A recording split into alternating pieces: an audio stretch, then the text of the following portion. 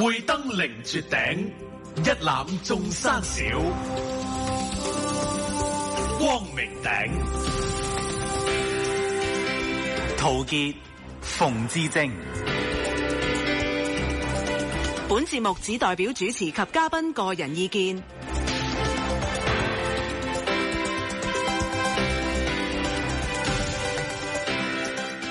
好啦，歡迎各位咧係翻嚟光明頂啊！就今日咧係22年零5個月咧係最後一場，咁啊多謝各位咧係同我哋咧係最後一程都同行啦嚇。咁啊呢幾日咧，即係香港又發生啲唔係好開心嘅事啊！屯門廣場咧係有一名越南裔嘅男子咧，懷疑係精神失常吸毒咧，係企圖咧係刺途人咧，就被警方咧開咗2槍就地係隔斃啊！咁咧呢個咧就係顯示香港啊嗰個深層次危機咧，好多人個內心係抑鬱咧，尤其係呢啲非華裔嘅香港人應該咧佢係父母係嗰啲難民都喺一個社會嘅底層咧，冇呢個向上流動力學歷嘅問題揾唔到啲高收入嘅工即係呢啲咧都係要繼續去查找即係佢所謂嘅不足嘅咁咧就肥上瘦下咧，一個社會嗰個貧富極度懸殊咧係一定係壞事。好啦，今日咧就點樣總結咧？總結翻22年零5個月啦，4捨5入就係23年啦。咁啊，非常之感謝咧，聽眾咧陪伴我哋度過呢一段咁不平凡嘅日子啦。當然啦，我最後一次咧就要感謝商台嘅何啟主席啦，總經理Rita Chan 啦，仲有陳志雲郭志仁等人長期係對呢個節目光明頂嘅支持關懷同埋嗰個容忍即係睇翻轉頭咧，其實對於我嚟講，或者呢個節目結束咧，我覺得都係一個適當時，因為其實要講嘅嘢咧都差唔多講晒嘅。我哋光明頂咧講到明會當凌絕頂咧，唔會就嗰件事去就事論事，係希望喺一個比較古今中外歷史人性嗰個高度咧去睇下嗰個事。咁而家咧，你今日香港咧，我覺得又同呢個世界處於個十字街頭，下一步點行咧？下一任特首又係邊個咧？咁就算我哋光明頂咧，會咧係再同各位咧係行多一程係去咧猜測去預測下一任嘅特首係邊個啦。但係點都好啦，無論邊個係做特首，而家香港面臨咁嘅局面咧，就令我諗起香港咧另一位競爭者就係叫新加坡。新加坡嘅國父李光耀我記得咧喺佢生前90年代中期，大約係30年前佢係對一班政府嘅官員係講話。佢講話係咩咧？係一個成功嘅國家，即係佢指係新加坡啦。其實指一個成功嘅社會啦。就有3大因素。話點樣叫成功咧？第一，你有實力；第二咧係富裕，即係咧當然唔係話個個都會有錢但係咧個個咧都活得咧係幸福同埋快樂就有3大因素。佢話第一個因素係咩咧？就係要有好嘅質素嘅人，質素高嘅人嘅國民係嘛？第二就係要質素高嘅領袖。第三就係嗰個國家咧要有咧好豐富嘅天然資源。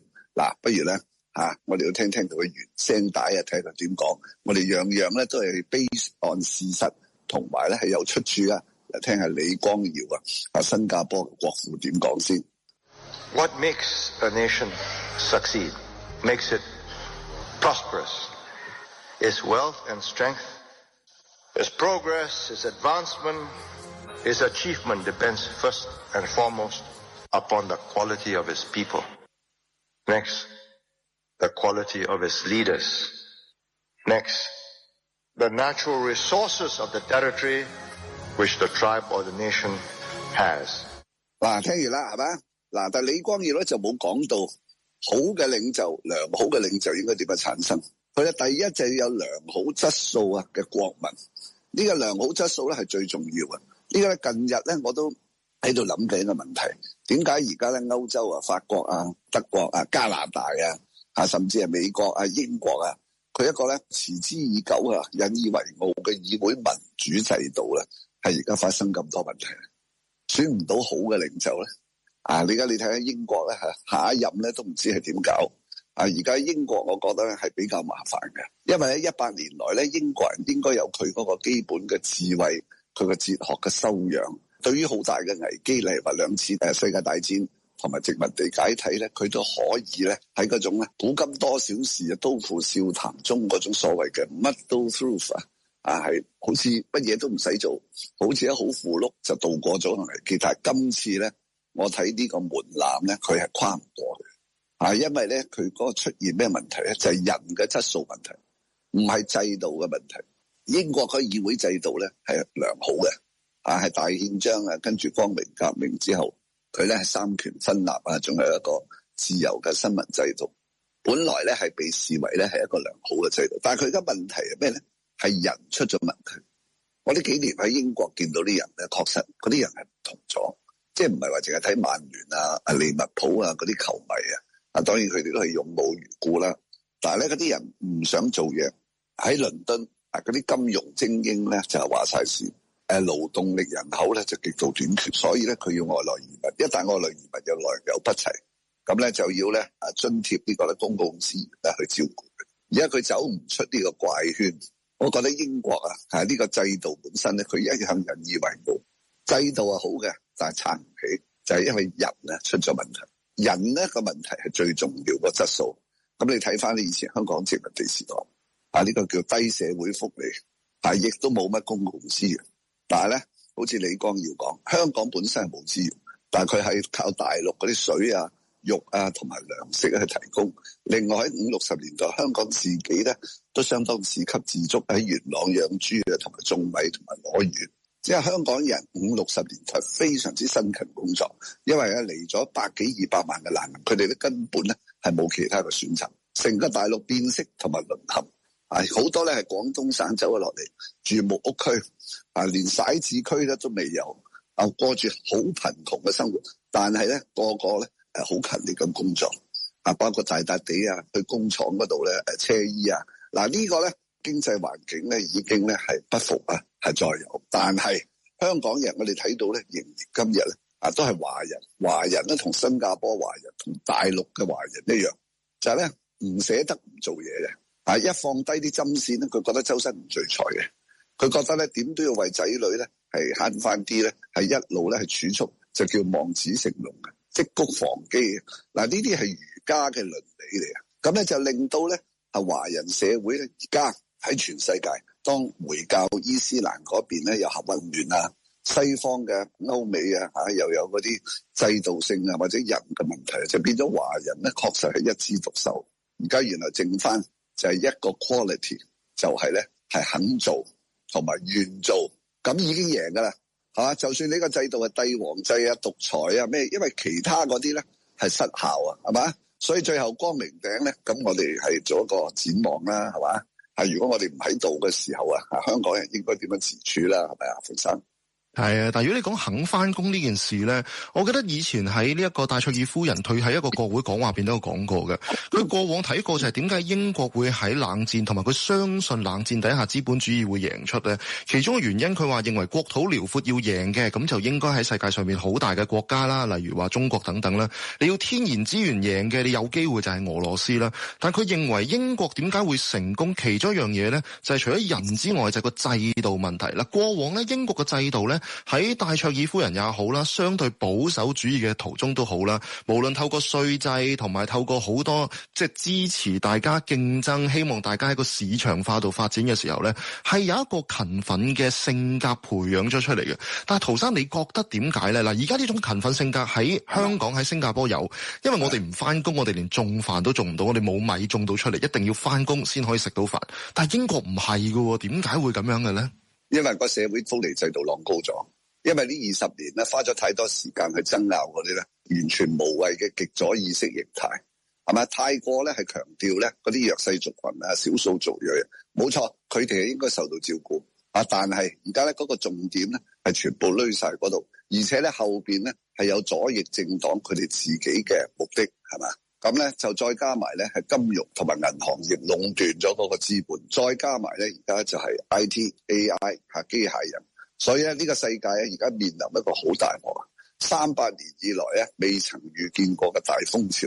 就算冇係美中兩國嘅對抗，話邊個要做王要做改變呢個世界嘅制度等等，佢呢個自然嘅巨浪衝擊埋嚟咧，都好多人咧係搞唔掂。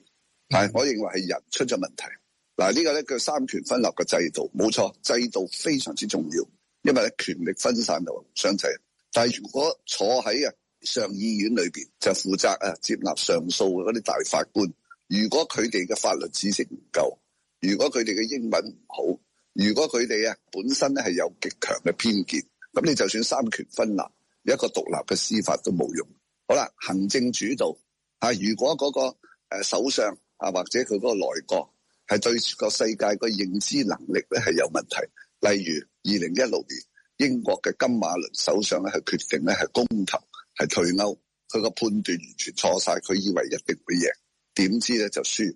好啦，跟住咧就兵敗如山倒，呢個咪人咯。你有行政主導冇問題㗎。好啦，就跟住就國會國會咧就係而家好多個地方，好多人咧係憑選國會坐咗入去嘅議會嗰度咧，係佢嘅人生事業嘅中途站，即係話佢嘅 LinkedIn 或者將來佢嘅 CV 多咗一個做過香港立法會議員，或者咧係做過呢個英國下會議院議員。然後咧做議員嘅時候咧，佢係心不在焉，並唔係咧用個心係為國家為個社會做事，係為自己咧係領一份咧薪高糧準個待遇。而家咧就算係西方國家咧，都好多出現呢啲咁嘅人。嗱，啲人咧就我只能夠話係戰後出生嘅一代，甚至係70後，有啲係80後。點解以前英國嘅制度咧係有效？因為嗰陣時嘅英國人嘅質素高就係公務員啦，係咪？嗰陣時嘅首相啦，就算丘吉爾一路同麥美倫艾登呢啲咧，佢哋當然犯過錯誤啦，但係佢哋好多咧係經歷過2次世界大戰，受過磨練啊。天將降大任於斯人必先咧就勞其筋骨，就磨其體膚。嗱，呢啲中國有時嘅股份咧係非常之正確。而家全世界西方議會民主國家嗰啲政客或者入去做嗰啲人係養尊處優嘅一代。香港咧係飛揚湊大嘅一代，係咪？嗱，你台灣你睇下國民黨咧係同呢個蔣經國同埋蔣介石嗰陣時嗰啲血淚嘅經驗完全脫鈎嘅一代，係咪？就已經係嗰個招牌嘅政黨維持一樣，但係其實咧個人已經唔同咗，即係換咗藥個湯咧就仲係一樣換咗裏邊嗰啲酒，但係咧個酒樽咧仍然係一樣。咁所以咧你不斷係去投票咁樣咧係冇用嘅，換嚟換去而家就仲大鑊嘅就係近呢10年咧英國嘅制度，佢有好多嘅財政嘅決策佢又揾咗嗰啲咧係以前喺金融界做過嗰啲走入嚟做。嗱，以前咧就係你做過政界做完咧呢個議員首相係去金融界嗰度咧做企業嘅非執董，而家調轉，你睇加拿大總理喺英格蘭銀行嗰度做嘅。嗱，呢啲人咧，佢就眼裏邊咧，佢又冇大局嘅戰略思維，佢淨係睇下點樣做靚盤數。所謂做靚盤數咧，都係一季季嘅，唔係一年年嘅，更加唔係咧，佢嘅視野係冇10年嘅。所以你加拿大而家就大鑊啦，揾咗一個咧係叫數佬，或者咧呢個金融城裏邊咧嘅精英入去咧係從政。嗱，呢個一定會犯錯因為咧唔係佢個科。嗱，反而李光耀咧。佢喺40年代初喺英國劍橋，佢唔係讀政治系，佢亦唔係讀政府行政系，佢係讀法律系。讀法律咧就夠啦。彭定康係讀歷史，如果我冇記錯，前港督咧麥理浩咧亦都係讀歷史。佢哋用呢啲咧唔係同嗰啲政治理論直接掛鈎嘅知識，再加埋佢哋嘅閱歷同埋個人品咧，就已經可以肩負起一個社會或者一個國家嗰個興衰。而家係人嘅質素，明年咧係降咗級。好啦，廣告翻嚟再講。笑傲江湖，光明頂，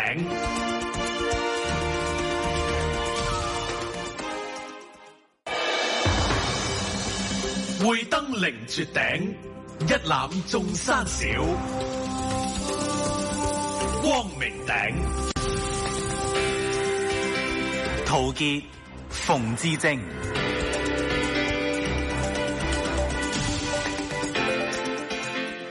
好啦，咁光明頂咧今晚最後一場咧，係咪？我哋而家展望嘅未來啦。隨住 AI 人工智能嘅衝擊啦，我哋喺幾年前一早都講過啦。首先咧，譬如話係對教育係形成一個巨大嘅衝擊咧。而家啲人唔使做功課啦，小學同埋中學喺英國嚟講，好多都係放寬話俾啲學生使用 AI。嗱，唔好睇少呢樣嘢。人嘅質素，如果咧你係越嚟越依賴呢啲機械人同埋人工智能，你個大腦咧係必然係退化。而家好多嗰啲心理學嗰啲報告出嚟，話啲細路仔咧，原來日夜係望住嗰個手提電話個屏幕咧，係會影響佢嘅智商。當奧巴馬做總統嘅時候咧，佢冇盡責，因為奧巴馬嗰8年正正就係咧美國啊嗰個 IT 同埋呢個人工智能啊嗰個研究咧係飛躍嘅時代。奧巴馬嗰陣時嘅教育部長咧係冇喺全國啊召喚嗰啲咧中學校長啊同埋大學嘅教授啊喺白宮開會。喂，而家有 ChatGPT 啦，其實已經有 Google 啦，有 Search Engine 啦。請問你哋讀歷史、讀社會學啊嗰啲咧，你哋嗰啲學生交嗰啲功課啊，請問各位教授啊，係真定假？你點樣判斷佢哋係抄襲啊？係咪？定係日後你要禁止係使用呢啲 iPad 啊，又或者 Google 啊，係以後嘅考試改個方式係面對面咁樣咧，好似以前西藏呢個藏傳密宗嗰啲僧侶係同嗰啲學生考試㗎，係一考咧係考幾個鐘頭日以繼夜咧，係面對面咁對答啊，係咪唔應該咁迷信科技啊？奧巴馬完全冇做到，咁所以咧華爾街嘅股票咧就俾呢啲 IT 嘅大企業咧係操縱咗，一路衝上去。卡尼呢啲人咧就係我唔好理我呢個季度我去幫我公司搵到幾多錢先，於是而家後遺症咧而家出晒嚟。但我哋以前都試過好多次，好似陶生講，我哋揾啲法律人，揾一啲嘅歷史人進入嗰個嘅即係政權入邊做一個所謂嘅國家領導，事實上都唔係一個試過好事啊！嗱，最簡單就係而家施紀賢咁本身就係一個檢控官，係一個法律系出身嘅人啦。亦都我哋見過香港有衛奕信，當然衛奕信係唔差嘅港督，但係你知道衛奕信佢對於中國嘅研判呢，其實同我哋今時今日對於世界歐洲對於中國嘅研判呢係有唔同嘅。但會唔會調翻轉咁講呢？其實睇現時今時今日，我哋又有 AI， 又有其他唔同嘅地方咧，就已經唔能夠單一話我哋揾邊一個學科嘅領袖行出嚟就最好啦。分分鐘我哋要翻好似以前咁一個通才，佢可能需要喺唔同地方有個涉獵，咁先至可以有一個比較整全嘅做法。尤其是我哋梗要面對住一個即係準戰爭嘅狀態咧。係啊，所以而家咧就好諷刺咁咧，就係而家兩個大國，一個咧就係 Donald Trump，美國啲人話佢冇教養。另一個咧就話佢係小學畢業，係嘛？反而咧係最勁嗰個咧係普京，講到學歷同埋經驗，係嘛？好啦，咁你而家咧係好諷刺地咧，係用兩個咁嘅領袖咧係互相對決。咁喂，各自嘅制度咧都有缺陷。中國個帝王獨裁唔使講，係嘛？如果你話係優越嘅話咧，孫中山就唔使推翻滿清，然後咧建立民國。然後下令咧就係3個階段，第一係軍政，第二訓政，第3係憲政。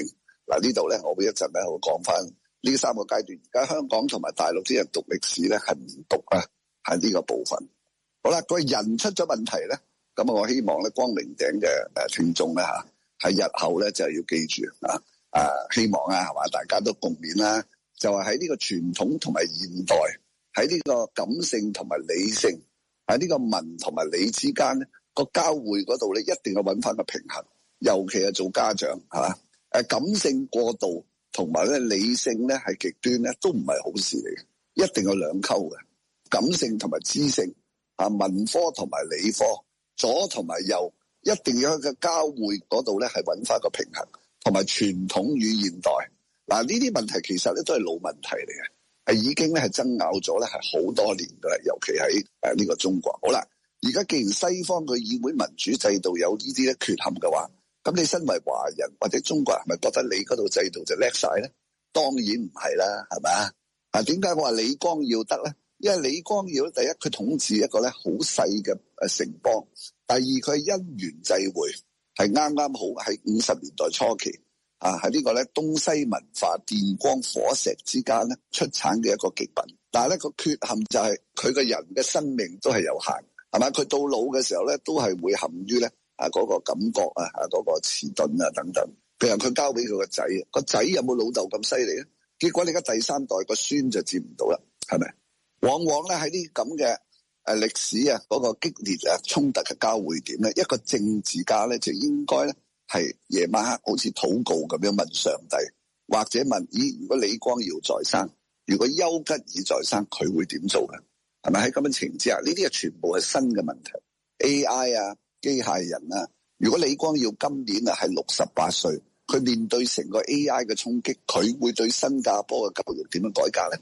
係嘛？但係當然李光耀亦都有佢嘅局限，因為咧你聽到佢頭先嗰個演說咧，就係佢冇講到好嘅領袖喺邊度產生，係如何選拔，係人嘅質素高。嗱呢個咧佢交咗一張好好嘅卷啦。新加坡人咧喺脫離殖民地之後咧，確實嗰個教育啊同埋嗰個科技啊等等咧係突飛猛進，仲有個政府非常之清廉，得到咧人嘅信任。佢呢篇演講裏邊咧，佢仲講佢話咧。一個良好嘅社會咧，係高質素嘅人配合咧高質素嘅領袖，然後即使以有效嘅資源、民心所向，一定要咧係全心真意咁咧係去支持政府。政府咧嗰個政策出現紕漏咧，佢一定會咧係虛心咧係去聆聽，然後咧係自己思考。就唔可以咧將民心裏邊啊，即係唔中意政府嘅咧，就當佢哋咧係敵人。喺李光耀嚟講咧，佢喺呢方面係好清晰嘅。佢嘅眼中咧，敵人咧就係左翼，就係共產黨。佢拉咗共產黨之後，捕捉晒之後咧，佢就喺新加坡咧係做一個自由市場經濟嘅實驗，結果好成功。雖然係有啲獨裁，但係西方國家咧係能夠容忍，係咪？好啦，呢個新聞翻嚟再講。人傑地靈，光明頂。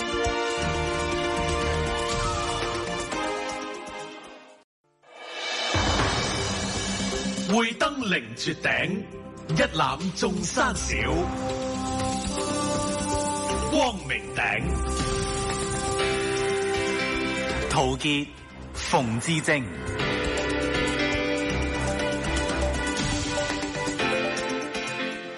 好啦，咁啊，光明頂咧係翻返嚟啊！今日最後一場。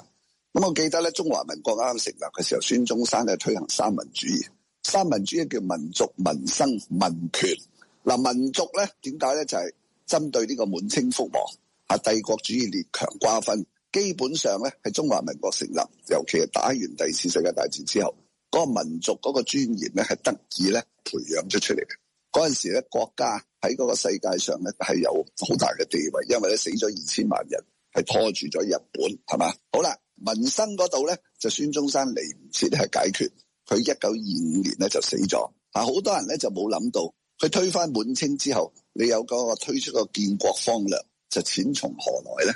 全個國家要修鐵路啊，建呢個電線啊，咁多個城市啊，淨係嗰啲馬桶要換抽水嘅廁所啊，呢啲咧係你諗下要成億上萬嘅，點樣做咧？咁多個城市啊，係上海啊、北平啊、天津啊、南京啊、武漢啊，呢啲係第一線，咁其他嗰啲洛陽、開封啊、青島啊嗰啲係第二線。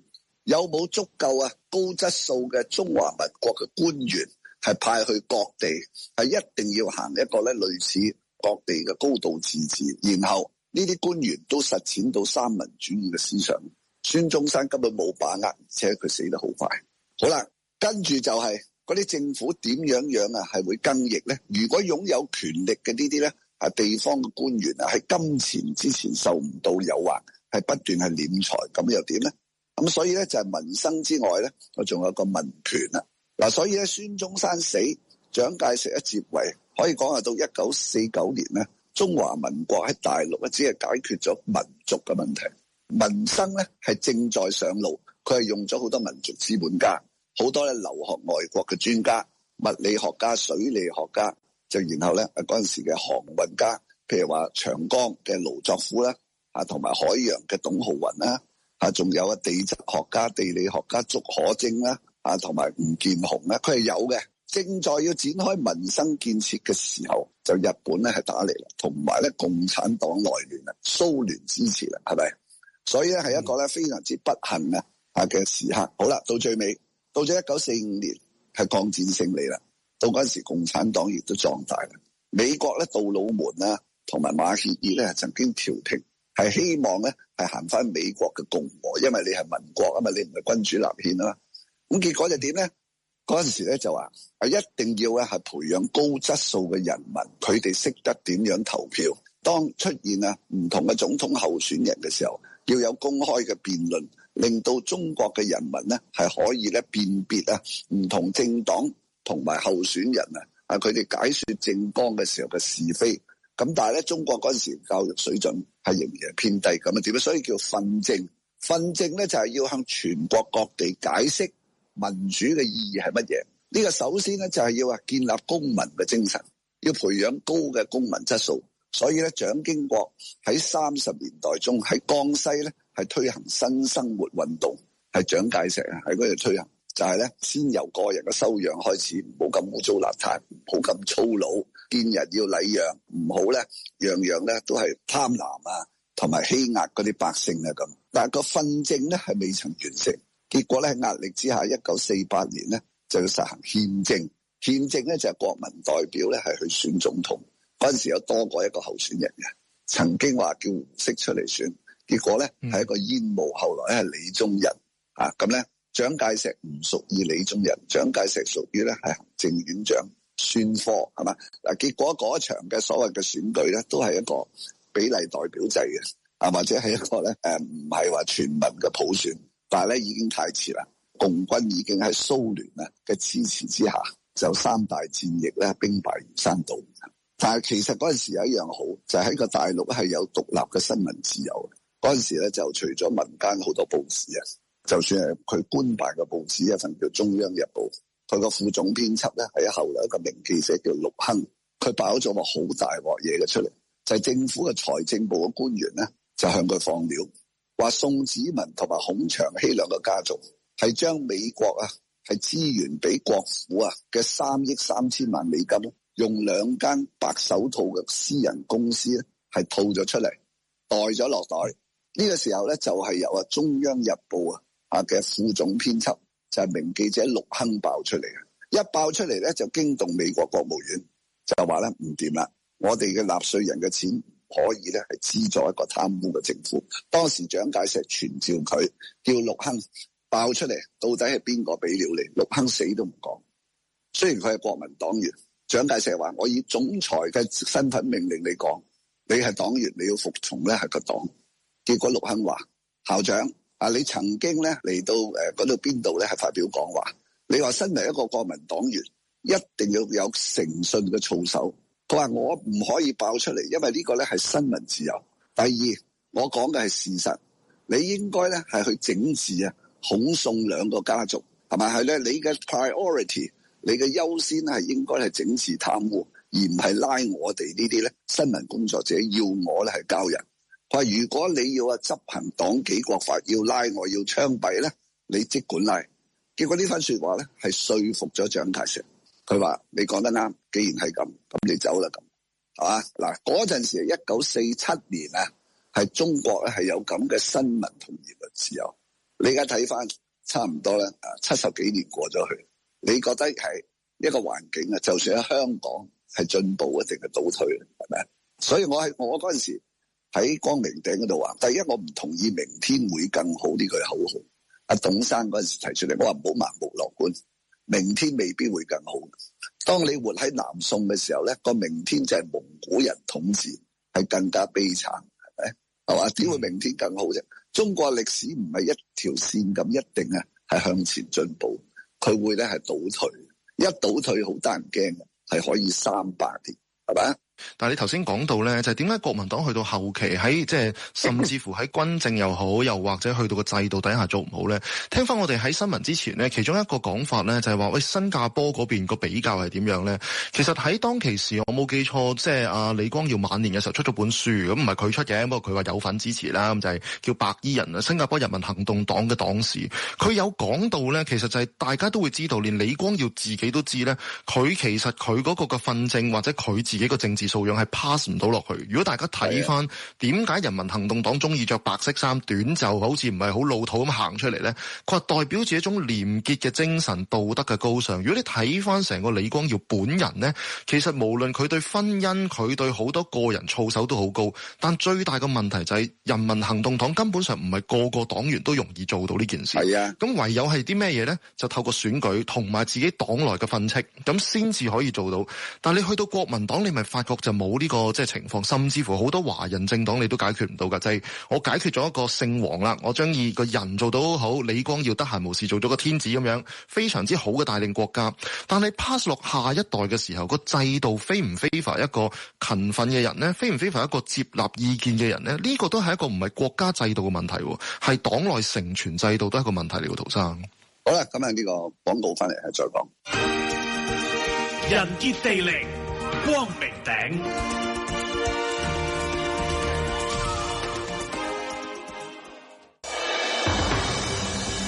會登凌絕頂，一覽眾山小。光明頂。陶傑、馮智政。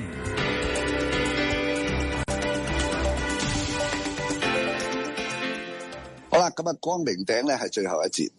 而家身處呢個時代一個咁惶惑嘅關口啊，我諗身為個香港人應該點樣自處咧？嗱，咁以我自己嘅經驗啦，我係一個咧好平凡嘅人啦，係嘛？咁好有幸咧，就商台咧係俾我喺度開咪咧，喺光明頂咧係同各位分享咗拋磚引玉好多寶貴嘅人生經驗啦，係咪？好多人就問陶生你平時你點樣係形成一套咁嘅見解啊？咁我諗就係除咗讀書，仲要讀通書，仲要咧係唔好讀死書，呢個咧係一個基礎。首先咧就係睇多啲書啦，係博覽群書啦，係咪？跟住咧就係喺結識人嘅時候，同埋咧喺社會經驗裏邊咧，要諗下融會下你睇過嗰啲書係點樣去形容咧，係嘛？包括你由馬克思嘅《資本論》乃至到牛頓嘅物理定律愛因斯坦佢曾經提過嗰啲關懷社會嘅一啲演說係嘛？尤其係社會人民方面嘅書就算係名著《紅樓夢》沙劇呢啲咧，我覺得係好有必要去睇嘅。而家嗰啲人咧係冇耐性，唔閱讀，唔寫字呢個咧係全世界嘅危機。咁我自細咧就係好多謝商業電台，係嘛？我細個咧聽商業電台咧有一班好好嘅編劇，一個叫胡沙，一個叫高堂。佢哋咧係改編咗一啲三言兩拍明代馮夢龍嘅小說，另外仲改編咗咧歐西文藝小說，狄更斯大仲馬好多嘅名著臥虎藏龍金銀島呢啲係兒童故事嗰陣時係莫佩文咧去做。咁另外仲有咧雙城記巴黎聖母院。我第一次接觸雨果巴黎聖母院係商業電台嘅廣播劇裏邊，高堂改編咧係總共係40場。嗰陣時用嘅播音嘅藝人咧水準非常之高，有咧呢個關鍵陳曙光尹芳玲翠碧等等咧，仲有嘉碧。一部歐洲文學裏邊嘅歐洲角色，佢哋嘅講嘢咧都係似歐洲人嘅，雖然係講緊粵語。嗱，呢個咧就係嗰陣時嘅編劇高手高堂先生有幾支筆嘅。佢寫文藝小說改編嘅對白咧，佢係寫到咧白話之餘咧係好西化，但係亦都咧係通順。佢寫一個叫民間奇案，又或者叫做警惡情奸小說嘅時候，佢揾黃天朗去做個書生嘅時候咧，開口埋口咧都係有古典味。咁嗰陣時商業電台成班嗰啲編劇都係咧有好豐厚嘅國學嘅根底，係咪？鄺天培程雪門同埋岑少文高堂包括你我呢啲，所以成個商業電台。我記得64、65、66年一路到70、71咧，個廣播劇係黃金時代，後來就俾電視劇取代。所以咧，我讀書嗰個最初嗰個啟蒙係喺商業電台歐西文藝小說。我聽咗之後，我去書局嗰度揾翻原著去睇。所以嗱，嗰個文科又好，歷史又好，個戲劇又好咧，呢啲咧對於當時嘅細路仔係有一種想像力嘅啟蒙。咁跟住咧，嗰陣時嘅書局就有好多圖書館係咪？喺呢個維多利亞嘅小童群益會圖書館喺洛克道嗰度美分域街嗰度咁好多呢啲古今嘅名著咧係可以借閱。咁順便又睇埋武俠小說啦、金庸啦、梁羽生啦，仲有女黑俠木蘭花啦、倪匡啦，喺嗰度仲有百花齊放好多雜誌啦，係嘛？乜嘢都可以咧係睇到嘅，係嘛？再跟住咧喺香港嘅社會有東城戲院。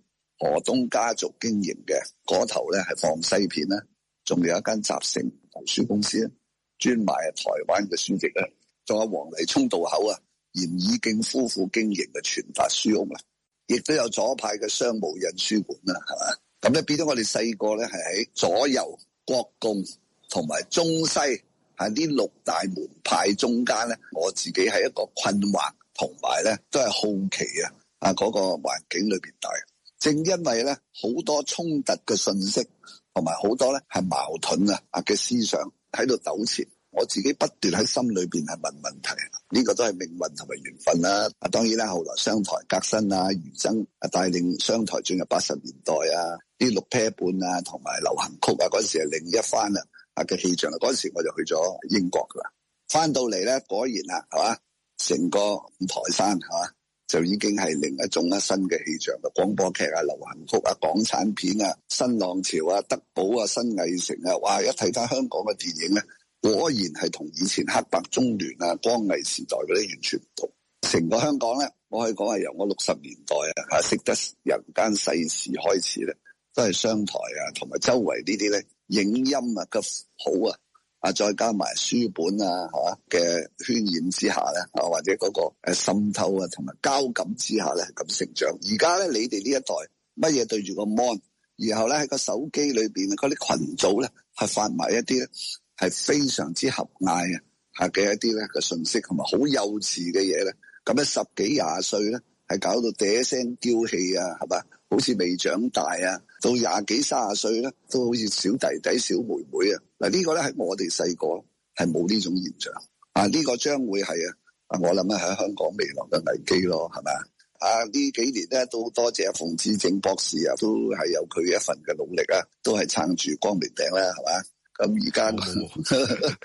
而家嗰個時勢唔同咗咧我覺得有個節目嘅調動，我希望咧以陳志雲佢嘅廣播嘅專業一定咧係可以咧係為商台呢個時段咧係創出另一片新天。大家咧都如果係珍惜言論自由係嘛，有好多嘢盡在不言中多多體諒咯，好嘛？好啦，咁再次感謝咧係光明頂全體嘅聽眾。有啲聽眾話俾我聽，佢哋嘅先父先母咧都好中意聽光明頂，但係咧就已經去世啦，係嘛？喺呢度咧，我都向已故嘅光明頂上一代嘅聽眾咧奉上一瓣心香啦。希望咧以後嘅香港會無論發生咩事風雲際遇咧都會要咧係站穩腳跟，係咪要抬頭企定，然後咧係大步邁向未來嘅光明。好啦，今日咧就最後送俾光明頂咧。